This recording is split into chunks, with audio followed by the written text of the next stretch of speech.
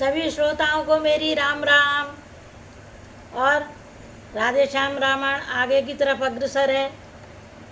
विश्वामित्र जी दोनों भाइयों को लेकर जनकपुर पहुंच गए हैं और जनकपुर में दोनों भाई गुरु की आज्ञा लेकर भ्रमण कर रहे हैं। वहाँ के बगीचे देख रहे हैं, वहाँ के बाजार देख रहे हैं, वहाँ के नर नारियों को देख रहे हैं और बड़े प्रसन्न हो रहे हैं। और लेकिन जब घूमते घूमते शाम हो गई तो वो अपने गुरु के आश्रम में वापस आ गए हैं। फिर उसके बाद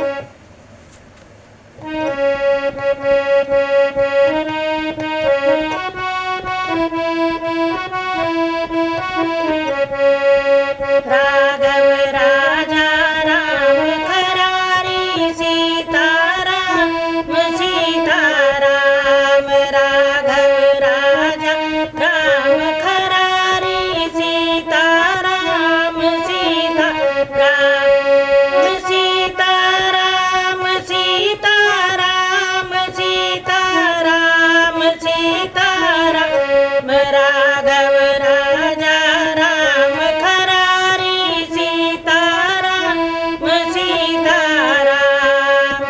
कुछ कथा सुनी इतिहास पढ़ा, कुछ ब्रह्म ज्ञान अध्ययन किया।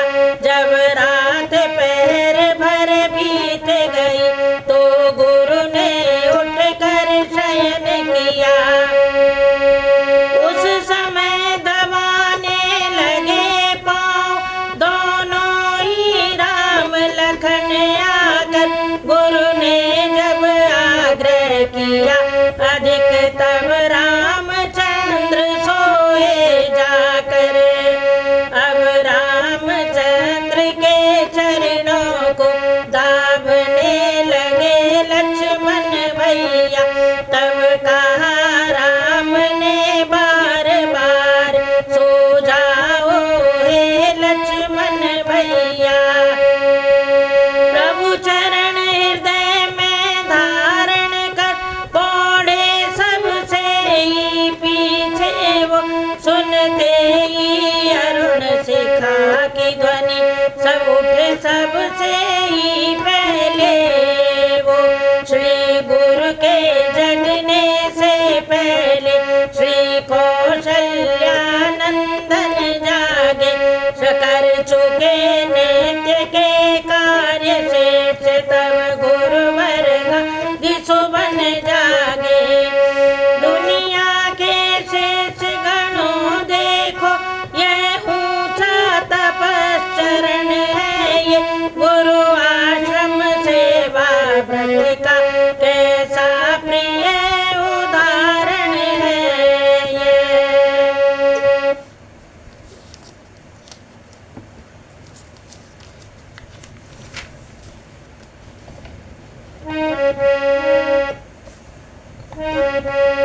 श्री गुरु पूजा में पुष्पों की रहती नित्य आवश्यकता थी। हो प्रात भ्रमण भी इस निमित्त मुनिवर की यही आज्ञा थी। वह खास बाग मिथिलेश्वर का था लाजवाब फल फूलों में। माली से पूछ लगे चुनने फूलों को दोनों दोनों में। चलती थी शीतल मंद पवन फूली हर डाली डाली थी। मुनियों का मन भी मोहित हो ऐसी सुगंध मत वाली थी। रवि से फव्वारे चिड़िया घर मछली घर हृदय लुभाते थे। सावन भादों भी एक मन को उन्मत्त बनाते थे। मध्यस्थल में तालाब एक वृक्षावल से था घिरा हुआ। उसके समीप ही ऊंचे पर गिरजा मंदिर था बना हुआ। बाग बाग थी बाग में फैली हुई बाग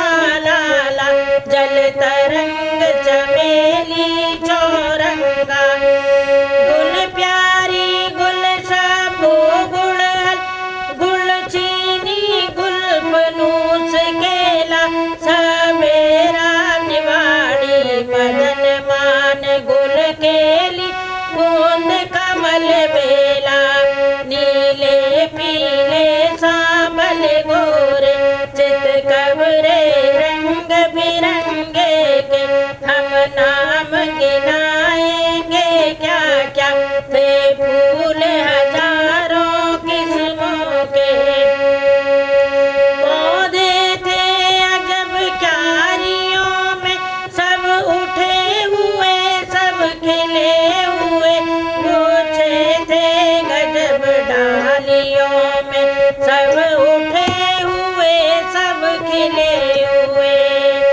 इधर फूल चुनने लगे मिथिला के मेहमान, उधर बात जो रह गई सुनिए धर कर ध्यान। बोलो राम सीता राम सीता राम सीता राम। बोलो राम सीता राम सीता राम सीता राम। दारुण अकाल से एक समय जब देश प्रपीड़ित होता था, तब मिथिलापति ने निज हाथों हल से धरती को जोता था। उस समय घड़े के भीतर से हल के नीचे कन्या निकली, आनंद विश्व में भरने को पृथ्वी में से कमला निकली, पृथ्वी में से कमला निकली। या ऋषियों के रुधिरों से बन खल संहरणी दुर्गा निकली, या भक्तों के आराधन को जगदम्बा जगजाया निकली। उस समय जानकी नाम उनका श्री जनक राज ने उच्चारा, सीता इस कारण कहलाई प्रकटी थी हल पारे द्वारा। जो जो ये बढ़ने लगी बढ़ने लगा प्रताप, खेल खेल में एक दिन उठा लिया शिव चाप। मिथिलेश्वर विस्मित हुए देख ये चमत्कार, उसी समय ये प्रण किया करके खूब विचार। बोलो राम सीता राम सीता राम सीता राम। बोलो राम सीता राम सीता राम सीता राम। साथियों, कवि ने सीता जी के जन्म की कथा सुनाई कि सीता जी का जन्म कैसे हुआ था। बहुत बड़े अकाल में स्वयं जनक जी ने अपने खेतों में हल चलाया, और हल जब किसी से टकराया तो वहाँ एक घड़े से एक कन्या निकली जिसका नाम जनक जी ने सीता रखा। और सीता जी जैसे जैसे बढ़ने लगी, जनक जी का प्रताप और ज़्यादा बढ़ने लगा। सीता जी जब छोटी ही थी, बहुत ज़्यादा बड़ी नहीं थी, तब उन्होंने एक बार एक धनुष रखा था सीता जी के जनक जी के महल में, तो उन्होंने उसे बड़े आराम से उठाकर दूसरी जगह रख दिया सफाई के दौरान। तो राजा ने एक प्रण लिया, राजा जनक जी ने, इसने तो धनुष उठाया है, अब धनुष उठा जो तोड़ेगा वही मेरा जामाता बन सीता से नाता जोड़ेगा।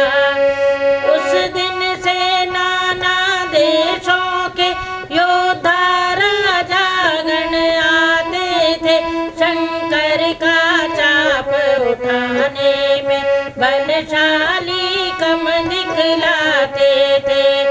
इन दिनों महोत्सव जैसा था, नृप दूर दूर से आए थे।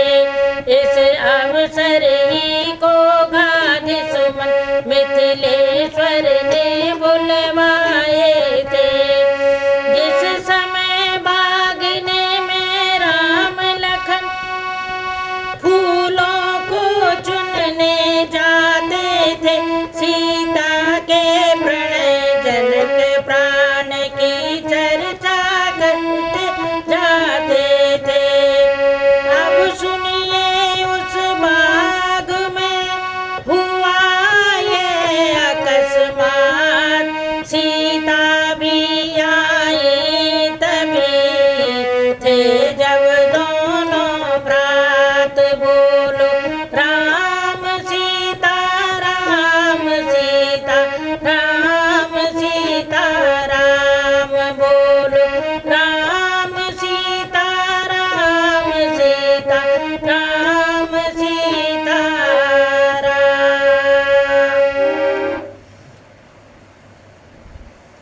साथियों, समझ में तो भाषा बहुत सरल है, बिना बताए ही आ जाती है, लेकिन फिर भी मैं आपको बता देती हूँ कि जब दोनों राजकुमार उस बगीचे में थे, घूम रहे थे, गुरुजी के लिए फूल लेने आए थे, उसी समय सीता जी का भी वहाँ पर आगमन होता है। और आगे की कथा हम आपको कल सुनाएंगे। जय श्री राम। और चैनल